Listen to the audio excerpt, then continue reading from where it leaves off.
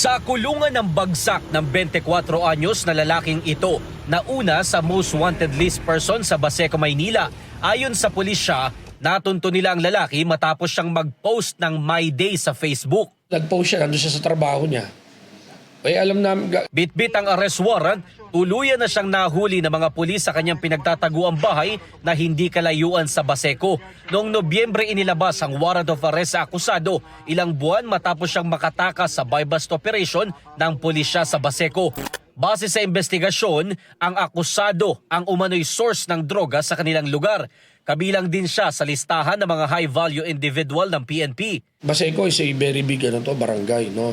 Yung mga nahuhuli namin na nagbebenta ng droga, siya yung tinuturo na kinukunan.